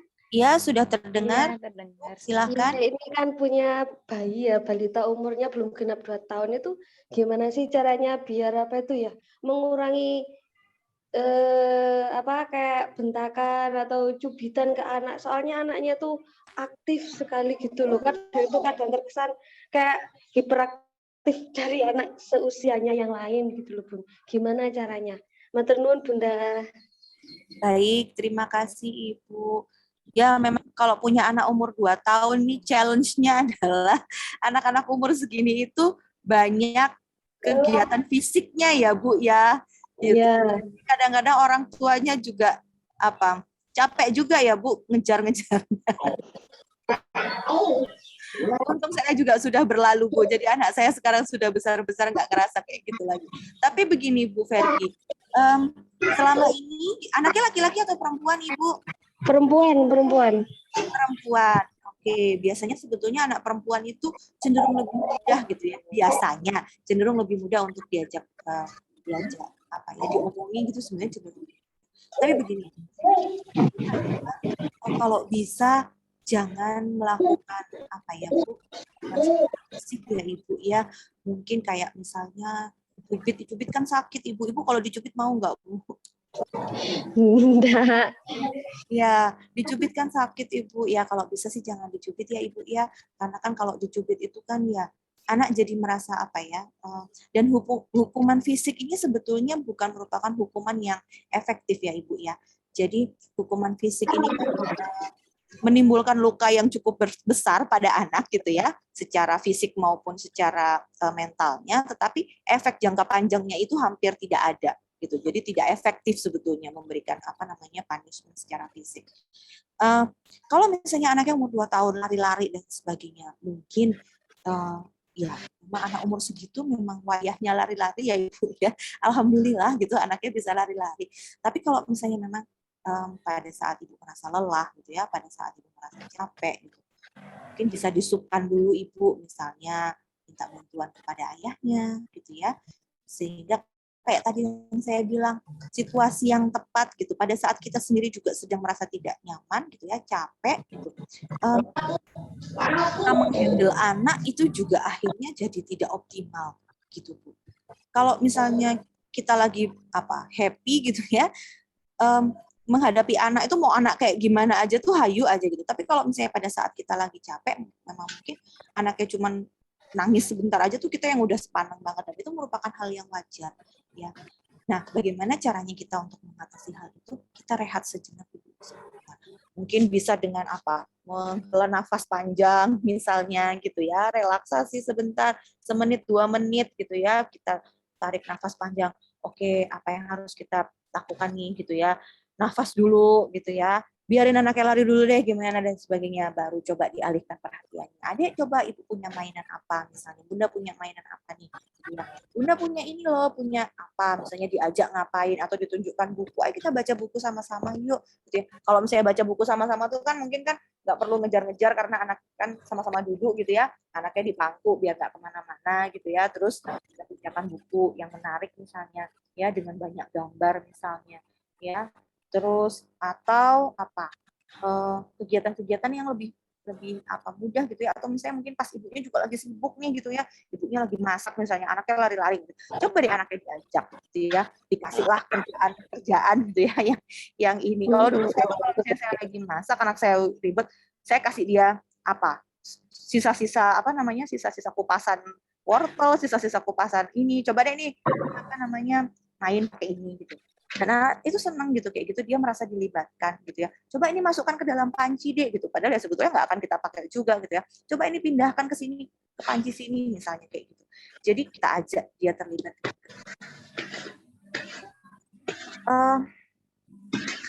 Kita lagi nyapu gitu ya, ya udah diajak aja gitu ya, dikasih sapu kecil gitu ya, coba. Jadi apa namanya, kita libatkan dia dalam. Nah, biasanya kalau untuk anak-anak yang lebih kecil gitu ya, usia 2 tahun 3 tahunan, kalau dia sudah kebanyakan tingkah gitu ya, coba dia dilibatkan dengan kegiatan orang tua. Biasanya dia akan merasa senang, merasa penting gitu. Oh, ternyata aku dilibatkan gitu ya dalam apa yang dilakukan oleh bunda gitu. Jadi akhirnya dia merasa kalau dia merasa terlibat gitu ya, berarti akhirnya biasanya dia akan bisa diem lah Bu gitu sedikit. Itu ya Bu Ferdi ya. Iya, terima kasih. Makasih ilmunya, makasih. Ya, sama-sama. Baik, Ibu Ferdi, terima kasih atas pertanyaannya. Selanjutnya mungkin ada yang ingin bertanya lagi, silakan monggo di kolom chat atau langsung on mic.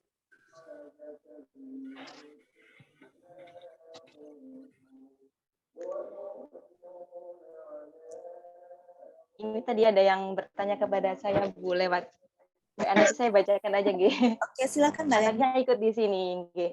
Jadi pertanyaannya itu pengen tahu Bu bedanya cubitan gemes sama cubitan yang emang untuk menyalurkan emosi. Nah itu apakah ada pengaruhnya nggak Bu sama agresi anaknya? Oke, apa bedanya cubitan gemes sama cubitan apa? Cubitan yang marah. Emosi, gitu ya. iya. Satu dari ekspresi kan kelihatan Mbak ya, dari ekspresi, dari gesturnya yang dilakukan gitu ya. Dan kalau cubitan gemes itu biasanya nggak sakit sih Mbak, tapi kalau cubitan karena cubitan apa namanya marah itu kan intensinya adalah untuk apa, niatnya itu kan adalah untuk menyakiti ya gitu, menyakiti anaknya biar anaknya kapok misalnya gitu ya. Sehingga anak itu juga bisa loh menangkap apa namanya, menangkap niat kita tuh bisa gitu ya. Niat kita tuh marah atau niat kita itu gemes itu kan beda ya. Anak itu juga bisa menangkap gitu. Oh ini cubitan marah, oh ini cubitan gemes gitu ya. Saya juga suka gitu sih Mbak dulu waktu anak saya masih bayi gitu ya, masih kecil. Terus udah gitu dia kan masih apa namanya lemaknya masih banyak banget gitu ya, yang dicubit gitu kan kayaknya gemes banget. Saya dulu malah suka gigit gitu. Suka gigit, aduh mau gemes banget mau gigit. Tapi kan beda ya apa namanya antara gesture yang kita lakukan pada saat kita gemas dengan kita marah itu kan beda. Kalau marah kan biasanya kamu ini loh ada kata-katanya misalnya diikuti dengan kata-kata tertentu misalnya nakal banget sih misalnya gitu ya terus dicubit kan beda dengan aduh kamu lucu banget sih terus dicubit kan beda gitu ya. Apa yang diterima anak itu juga akan berbeda. Nah efeknya apa terkait agresivitas anak? Kalau misalnya cubitan yang tadi makanya saya bilang ya cubitan apa namanya hukuman fisik itu sebetulnya memang efektivitasnya itu memang cenderung rendah ya. Cenderung rendahnya itu juga karena gini, karena kan cubitan fisik itu ya walaupun sakit gitu ya secara fisik tapi kan efeknya nggak tahan lama, dalam artian ya sebentar aja mungkin udah nggak terlalu sakit lagi gitu ya, sehingga akhirnya dia apa namanya ya cenderung untuk mengulang kegiatan yang sama karena ya toh juga nggak sakit-sakit banget gitu kan, bentar lagi juga hilang gitu rasanya gitu. Tetapi efeknya secara mental itu panjang gitu. Karena apa? Karena dia akan jadi menirukan gitu ya. Pada saat dia merasa ada sesuatu yang tidak nyaman, pada saat dia merasa ada sesuatu yang kurang tepat gitu ya. Oh ya udah tak cubit aja. Kalau misalnya ada temennya nakal misalnya, oh udah tak cubit aja, tak pukul aja. Karena apa? Karena juga itu yang dilakukan oleh orang tuaku kalau aku nakal misalnya gitu ya. Sehingga dia merasa bahwa apa yang dia lakukan itu ya benar-benar aja toh itu orang, karena anak-anak itu kan mencontoh ya, orang tua itu adalah role model ya, contoh apa yang dilakukan oleh orang tuanya biasanya juga akan dilakukan oleh anaknya juga gitu. Orang tuanya nyubit, orang tuanya mukul pada saat anaknya nakal, pada saat dia mendapati ada orang yang nakal gitu ya dia akan mencubit, akan memukul. Makanya disebutkannya kalau pada anak-anak yang seperti ini tingkat agresivitasnya cenderung tinggi. Memang iya, karena apa ya? Karena dia itu merasa bahwa dengan mencubit, memukul dan sebagainya itu merupakan metodenya ya gitu ya untuk menghukum seseorang gitu ya, sehingga akhirnya ya, dia bisa cenderung agresif. Makanya kalau misalnya orang-orang yang cenderung agresif gitu ya, biasanya dia hidup di lingkungan yang memang seperti itu gitu ya. Dia terbiasa misalnya gini, kayak para pelaku KDRT gitu ya, para pelaku KDRT yang dia misalnya suka mukulin istrinya misalnya atau suka mukulin anaknya misalnya. Kemungkinan besar sekali dia pada saat masih kecil itu juga diperlakukan seperti itu. Misalnya dia melihat ayahnya memukuli ibunya misalnya, atau dia sendiri juga dipukuli gitu ya pada saat dia melakukan kesalahan, sehingga itu yang dia pelajari, ya itu yang dia paham, sehingga dia juga akan melakukan itu kepada anaknya, kepada keluarganya di kemudian hari. Seperti itu. Lingkaran kita menyebutnya tuh lingkaran setan gitu ya. Ya karena ya seperti itu. Sebelum ada yang memutus, ya nggak akan berhenti. Sebelum ada yang berkorban untuk memutuskan lingkaran itu, oke. Ada yang berpikir, oke, kalau misalnya orang tua aku dulu gini sama aku nggak akan melakukan hal itu misalnya. Sebelum ada yang berkorban, ya biarin aku aja yang cukup merasakan seperti itu. Sebelum ada yang berkorban seperti itu, ya nggak akan selesai masalahnya. Ya, gitu. Oh ini ada, Bu mau tanya tadi lupa, gimana mengajarkan anak kita kalau sesuatu itu bahaya? Soalnya seringkali dilakukan lagi meskipun sudah dilarang. Misalkan dia naik-naik tangga, sampai capek bilang jangan. Oke, ada yang bilang bahwa nggak boleh bilang jangan ke anak-anak gitu ya, nggak boleh bilang jangan. Kalau saya sebetulnya separuh setuju, separuh nggak setuju juga gitu ya. Karena begini, ada perilaku-perilaku tertentu yang memang kita itu harus bilang jangan gitu ya. Kayak misalnya jangan pakai narkoba ya. Berarti kita kan nggak ada cara lain gitu ya selain bilang jangan. Karena itu adalah sesuatu yang mutlak gitu ya. Jangan pakai narkoba, nggak ada. Mungkin bisa pakai apa itu nggak ada alternatifnya gitu ya untuk hal-hal seperti itu. Nah, kalau misalnya untuk kegiatan-kegiatan yang ada alternatifnya, ya kita arahkan dia untuk melakukan kegiatan yang lain. Misalnya dia naik-naik tangga gitu ya. Dia jangan naik tangga. Kalau pada anak-anak biasanya akhirnya jangannya tuh hilang ya, nggak ketangkep gitu sama dia ya. Jadi mungkin kita bisa arahkan dengan cara yang lain gitu ya. Kalau misalnya dia udah kelihatan nih mau naik-naik tangga, coba dipanggil dia, ayo kita kayak gini aja, mungkin kita bisa lakukan hal yang lainnya ya. Atau kita berikan pemahaman, misalnya dia melakukan sesuatu yang bahaya. Kalau naik tangga itu bisa apa misalnya? Ya, bisa jatuh misalnya. Kalau jatuh gimana ya rasanya kalau jatuh? Sakit kayak gitu. Ya, jadi diberikan reason-nya gitu ya, diberikan alasannya kenapa kita tuh bilang jangan ya. Jadi kalau misalnya kita memang melarang anak untuk melakukan sesuatu, sebisa mungkin kita bilang juga kenapa alasannya. Kenapa kok dia nggak boleh naik-naik tangga misalnya? Kenapa kok dia nggak boleh main api misalnya? Kenapa kok dia misalnya kayak gitu? Ya, jadi disebutkan juga reason-nya, alasannya, ya dengan bahasa yang dia pahami gitu. Ada kalau naik-naik nanti jatuh, aduh kalau jatuh nanti kakinya sakit. Kalau kakinya sakit nggak bisa lari-lari, nggak bisa main lagi misalnya kayak gitu. Jadi dijelaskan ya kenapanya. Terus gimana ya Bun caranya mengajarkan anak kita bertahan diri? Soalnya terkadang kita ngajari anak kita nggak boleh mukul, tapi dia malah dipukuli temannya dan tidak membalas. Ini umur berapa ya? Ibu Ferdi, mungkin bisa dijelaskan anaknya yang dipukulin umur berapa?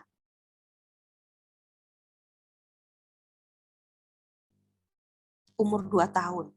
Oke. Sebetulnya sih kalau misalnya seperti ini itu kita tuh bukan yang nggak boleh ngajarin anak, nggak boleh pukul ya Bu ya, tetapi lebih kepada kita mengajarkan anak untuk tidak melakukannya terlebih dulu. Dalam artian begini, membela diri itu wajib ya. Kita mengajarkan kepada anak untuk membela diri itu wajib gitu. Mungkin kita bisa bilang kepada anaknya untuk berani bilang tidak misalnya, untuk berani bilang no, nggak boleh, kamu nggak boleh pukul aku misalnya ya. Jadi kita juga harus mengajarkan kepada anak untuk mungkin tidak membalas, tetapi lebih kepada untuk menolak gitu ya. Jangan pukul aku, atau misalnya kalau kamu pukul aku itu sakit misalnya. Ya, kita bisa mengajarkan kepada anak untuk bilang enggak boleh, jangan gitu ya. Kalau misalnya memang begitu, kita juga ajarkan kepada anak. Kalau misalnya ada temannya yang mukul gitu ya, harus berani untuk misalnya bilang ke bunda, bilang ke guru misalnya kalau dia di sekolah. Intinya dia juga harus tetap diajarkan untuk berani bilang, ya, berani ngomong kalau misalnya dia diperlakukan dengan tidak tepat, ya. Kalau dia dipukul misalnya sama temannya, dia juga harus berani bilang jangan, berani bilang nggak mau, nggak boleh gitu ya, no, nggak boleh pukul misalnya, kayak gitu. Ya, jadi apa namanya, tetap harus diajarkan untuk membela dirinya, bertahan dirinya. Ya, yang pertama diajarkannya kalau misalnya anaknya masih kecil, yaitu bilang tidak, ya, bilang no, nggak boleh gitu. Karena sakit misalnya, kalau dipukul itu sakit, jadi nggak boleh gitu. Kalau misalnya dipukul gitu, kayak gitu, ya. Tapi jangan diajarkan, memang tidak boleh diajarkan untuk memukul balik, ya, karena kan, ya, nanti bisa, ya, akhirnya nanti dia merasa bahwa penyelesaian suatu masalah itu dengan kekerasan, ya. Tetapi kita harus mengajarkan kepada dia untuk membela dirinya dia. Gitu ya Ibu Vergi ya. Terus ini, bagaimana ya cara berkomunikasi dengan anak-anak laki-laki yang sudah ABG usia 13 tahun, karakteristiknya pendiam. Ya, kalau ada sesi diskusi dia paling minim bicara gitu. Kami ada waktu diskusi dalam keluarga. Oke. Anak-anak usia segini gitu ya, ABG ini gitu ya, memang cenderung sulit ya, memang berkomunikasi. Ya, makanya tadi saya bilang berkomunikasi dengan anak remaja itu tidak mudah. Ya, kita harus mencari waktu yang tepat gitu ya untuk berdiskusi. Kadang-kadang diskusi itu mungkin tidak perlu ada dikhususkan satu waktu tertentu gitu, mungkin tidak perlu Pak Hedi ya. Apalagi anaknya laki-laki ya Pak ya, coba deh diajak bareng sama Pak Hendy untuk jalan bareng misalnya gitu ya, father and son moment, bapak sama anaknya melakukan hobi sama-sama, misalnya anaknya hobinya apa ya, atau misalnya mungkin kita nggak tahu nih dia sukanya apa, kita coba deh dia ajak gitu ya, ayo kita main bola bareng atau main sepeda bareng gitu ya, pergi bareng bapak sama anaknya. Karena kadang-kadang kalau misalnya justru dijadwalkan gitu ya di dalam diskusi, mungkin anaknya malah justru cenderung enggan. Ya, tetapi kalau misalnya pada saat yang santai, mungkin juga dia mungkin malu kalau ngomongnya diskusi, biasanya kan rame-rame ya, ada nggak cuma bapaknya aja tapi juga mungkin ada ibunya, ada mbaknya misalnya atau ada adiknya, mungkin dia juga merasa enggan akhirnya untuk ngomong gitu ya. Coba deh one on one aja gitu ya antara bapak dengan anaknya. Dicari waktu, ya itu tadi, tidak harus selalu dalam waktu diskusi dalam keluarga Pak, karena ibaratnya gini, kita harus bisa mencari celahnya gitu ya, anaknya ini nyamannya bagaimana gitu tadi. Ya misalnya diajak jalan bareng, diajak nonton film bareng misalnya yang mungkin bisa didiskusikan sama-sama gitu ya, ditanya pendapatnya gimana dan sebagainya untuk membuka percakapan ya, diajak main sepeda bareng. Nah pada saat main sepeda mungkin coba ditanya, kamu senang nggak sih main sepeda atau gimana, ditanya. Jadi membuka jalannya dengan cara begitu. Dengan demikian diharapkan dia juga jadi lebih terbuka juga untuk permasalahan-permasalahan yang lain. Itu ya Pak. Terus saya mau bertanya, adik saya pulang sekolah matanya bengkak dan perutnya sakit. Saya ada curiga dia bertengkar, tapi dia tidak mau bercerita. Bagaimana caranya agar dia mau cerita, karena memang adik saya sudah agak besar, kelas 1 SMP. Oke, ya biasanya memang cenderung begini ya. Saya pernah ada kasus juga. Jadi dia ini dibully gitu ya di sekolah sama teman-temannya itu. Kelas SMP juga, kelas 1. Terus anak-anak usia awal-awal remaja gini tuh biasanya mereka cenderung cenderung merasa udah gede gitu ya, sehingga sudah tidak lagi merasa perlu gitu untuk cerita kalau misalnya dia menghadapi masalah. Dia pengennya menyelesaikan segala sesuatunya sendiri gitu. Tetapi kalau misalnya dia ini sudah kalau udah apalagi sudah ada luka-luka fisik gitu ya, kita mungkin bisa bicarakan kepada dia dampaknya. Adik kalau misalnya perut sakit gitu ya, habis dipukul, itu bisa saja efeknya gitu ya. Bukan kita nakut-nakutin gitu ya, tapi kita bicara berdasarkan fakta. Kalau misalnya dipukul itu bisa saja kena organ dalam gitu ya, mungkin lambungnya yang kena, mungkin itu nanti kalau misalnya masih sakit dalam waktu berapa hari, nanti efeknya itu bisa lebih parah gitu. Takutnya nanti adik kenapa-napa. Mungkin bisa dijelaskan dengan cara seperti itu. Ya, dia nggak cerita nggak apa-apa, tapi lebih kepada coba deh dilihat dampaknya dulu gitu ya, kita selesaikan dampaknya. Terus pelan-pelan nanti kita ajak ngomong. Kalau saya seperti ini, itu siapa yang melakukan? Ya, karena apa? Karena efeknya sudah, ya, efeknya itu sudah berat gitu ya. Nanti kamu bisa begini begitu terkait kondisi kesehatannya, bisa mempengaruhi kondisi kesehatan. Gitu. Mungkin bisa diajak masuknya tuh dengan cara seperti itu.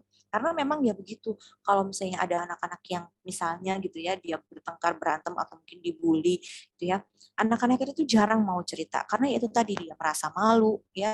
Bisa saja dia merasa malu, bisa saja dia merasa bahwa saya udah besar ingin menyelesaikan masalah saya sendiri gitu ya. Kita ajak masuknya begitu. Coba kita lihat dampaknya dulu secara kesehatannya dia itu bagaimana. Kan Bunda juga nggak mau kakak sakit, atau Mbak juga nggak mau kamu merasa sakit misalnya. Jadi bisa diajak bicaranya dengan masuknya seperti itu. Ya, dibahas kondisi kesehatannya dulu. Gitu ya Mbak Yuria ya. Oke, baik, terima kasih Pak Hendy. Ya, intinya sih sebetulnya itulah Pak. Jadi lebih kepada Mas atau Pak ini Pak Hendy. Jadi bapaknya juga puyeng, oke. Ya, mungkin nanti apa namanya uh, uh, bisa lah gitu kalau misalnya apa namanya, sebetulnya gampang aja caranya ya gitu tadi Pak, diajak waktu bareng gitu ya. Ini juga saya juga melakukan itu kepada anak saya yang perempuan. Jadi kan anak saya perempuan juga SMP gitu ya. Jadi saya juga kayak gitu kalau misalnya mau ngobrol sama dia gitu ya, cari waktu yang benar-benar kita bisa apa main bareng berdua, misalnya belanja berdua, mau kafe berdua misalnya kayak gitu. Jadi diharapkan dengan apa namanya waktu khusus gitu ya yang kita luangkan kepada dia, itu dia bisa bercerita gitu. Dengan lebih bebas bila dibandingkan dengan diskusi keluarga yang apa rame-rame gitu kan, kayak ya kemungkinan dia untuk merasa tidak nyaman atau malu kan jadi lebih besar gitu ya. Kalau one on one gitu ya mungkin akan jauh lebih bisa terbuka gitu. Oke, terima kasih yang sudah bertanya, nggih. Mungkin ada yang ingin bertanya lagi, teman-teman. Boleh di kolom komentar atau langsung on mic.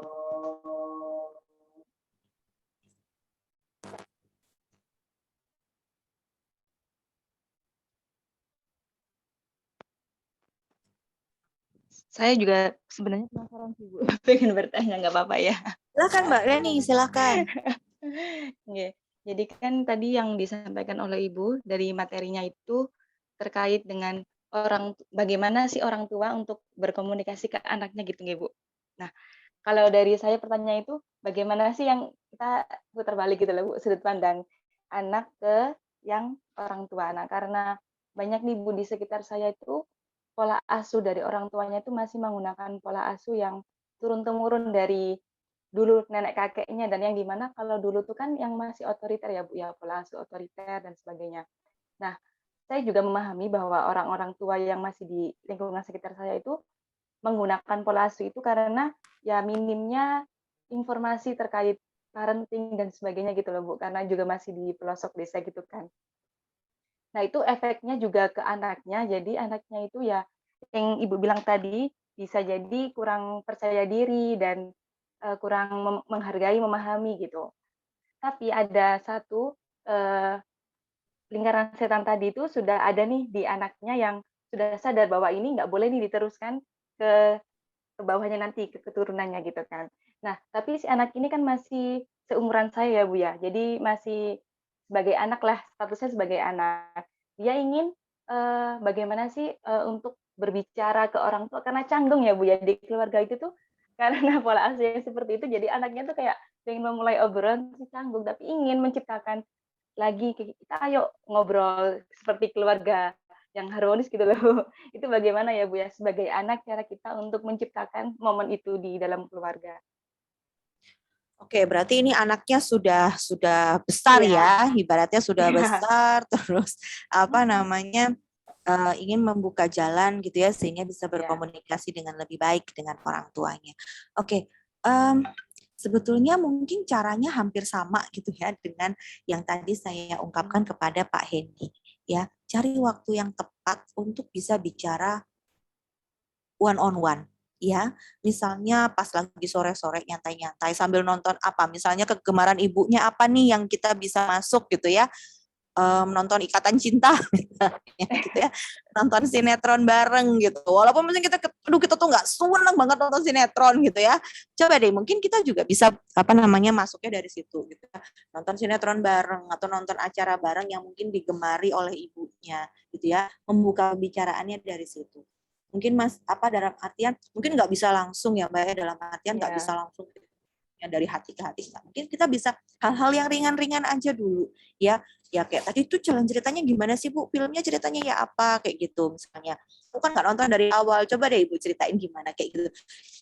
Jadi membuka jalan gitu ya untuk orang tua itu bicara. Ibaratnya kalau misalnya tadi memang dia ingin memutus lingkaran setan itu kan berarti kan kita harus memulai dari diri kita sendiri. Kita yang harus menghilangkan rasa canggungnya gitu ya. Kita yang harus belajar untuk bicara dengan lebih terbuka gitu ya. Berarti kita mulai dari kita gitu ya. Nggak apa-apa, coba diceritakan gitu ya. Mungkin awal-awalnya pastinya akan canggung ya gitu karena nggak pernah ngobrol terus tiba-tiba ngobrol gitu.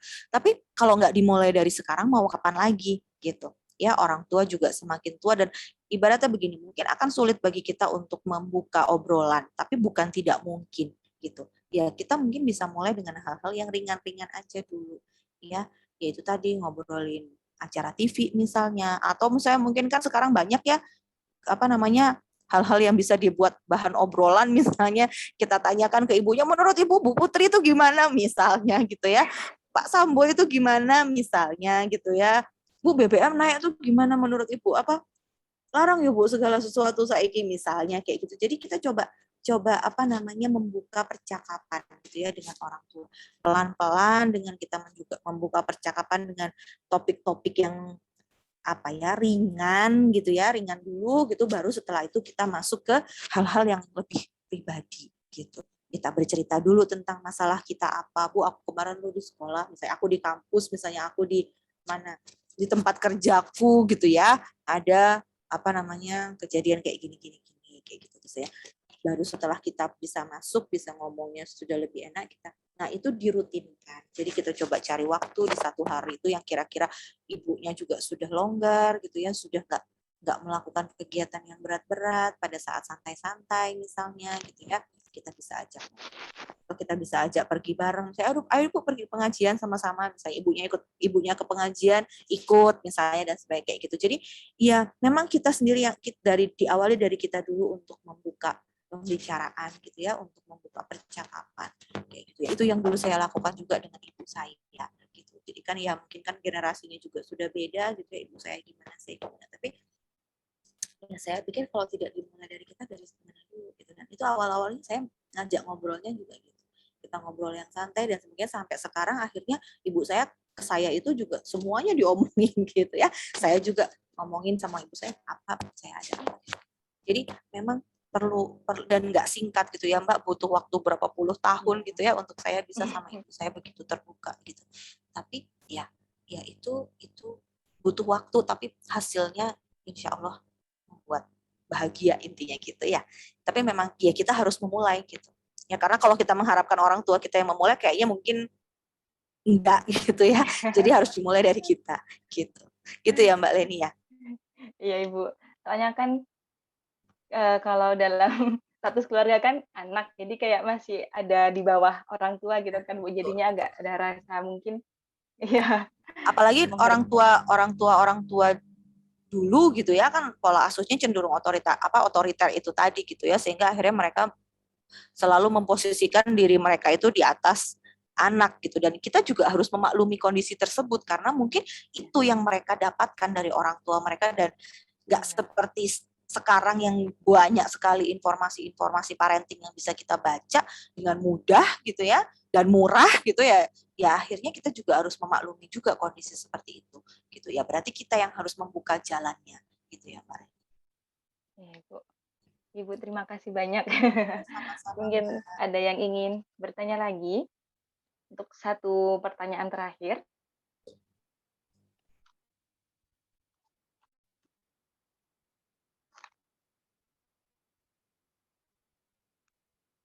Oke, sepertinya sudah cukup ya ini ya, sudah. Hmm?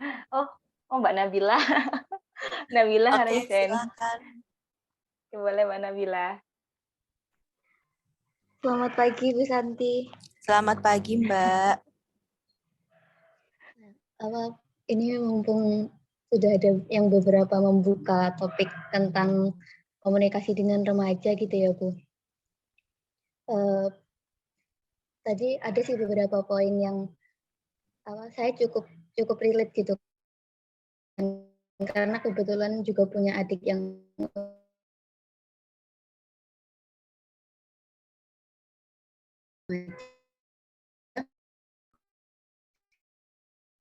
dan baru-baru ini saya salah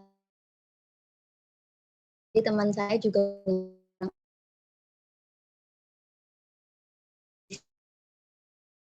istilahnya jenjang komunikasi dengan keluarga gitu kan, terus bikin suasana yang nyaman, bahkan nyoba ngobrol sama teman-teman sebayanya, ada nggak sih kendala yang dihadapi si anak ini di sekolah gitu kan. Soalnya memang anaknya sangat tertutup gitu, jadi dia nggak mau membagikan apa pengalamannya. Kalau dari orang tua dan kakak-kakaknya ini kan mengasumsikan, oh mungkin ada pengalaman nggak nyaman nih ketika dia di sekolah kemarin gitu.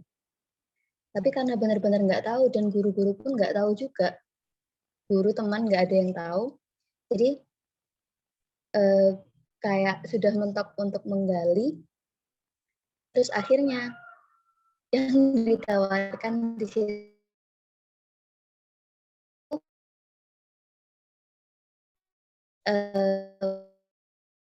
ya wis kalau misalnya udah mentok nggak mau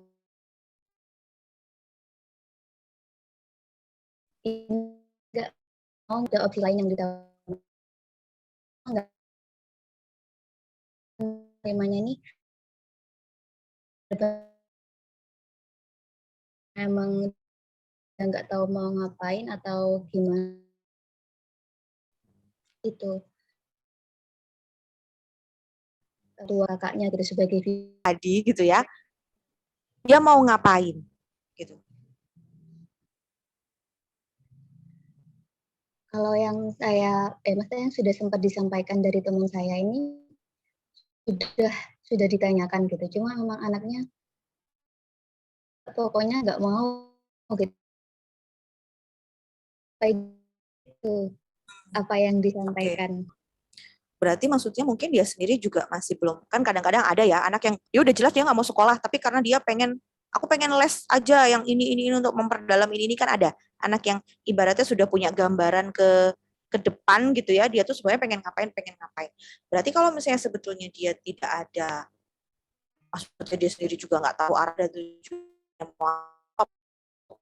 mau ini, berarti kan ada sesuatu yang apa namanya, sesuatu yang terjadi gitu ya di sekolahnya, mungkin ada kejadian yang dia tidak nyaman. Oke, ya. Nih, kalau saya alternatif kegiatan yang bisa dia lakukan gitu ya. Diharapkan kalau misalnya keluarga sendiri juga memberikan kesempatan kepada si anak ini untuk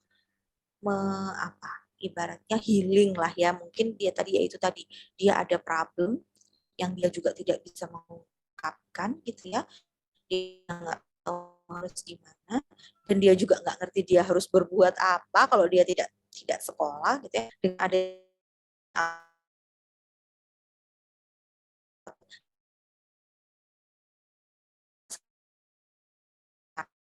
itu dia akan merasa dipahami. Oh ya, walaupun aku nggak paham ini bukan apa yang kamu apa yang kamu rasakan, ya udah sekarang kalau misalnya kamu nggak sekolah kita tawarkan alternatif ini gitu, mana yang kamu pilih gitu, coba dia jalani dulu kayak tadi saya bilang gitu ya, coba minta dia untuk menjalani sesuatu dulu sesuai dengan apa yang dia pilih gitu ya, baru nanti setelah berapa lama gitu ya, oke sekarang kita udah ini, coba apa yang ingin kamu lakukan setelah ini kayak gitu, kedepannya mau gimana ya, jadi dia juga diberikan alternatif, dia sendiri juga ya intinya juga kalau sudah seperti itu ungkapkan ke kita, coba dipikir di ini kita ibaratnya kita juga jelaskan ke dia, kan kita saling, orang tua juga sudah memberikan pemahaman kepada kamu juga memberikan pemahaman kepada orang tua gitu, apa yang ingin kamu lakukan, apa yang ingin sebenarnya, kenapa kok seperti itu, kayak gitu. Jadi tapi nggak sekarang, mungkin nanti setelah beberapa waktu dan dia sudah menjalani itu. Karena kan mungkin kalau sekarang ibaratnya apa ya, problemnya mungkin masih bahas gitu, dia juga masih nyaman untuk membicarakan hal itu gitu. Tapi kalau ini kayak gitu sih, ibaratnya kalau ada sesuatu yang dia tidak nyaman, maksudnya dia nggak mau ngomong, tahu harus gimana dan sebagainya, mungkin ada hal-hal yang dia juga yang tertutup, kan ada bantu kita juga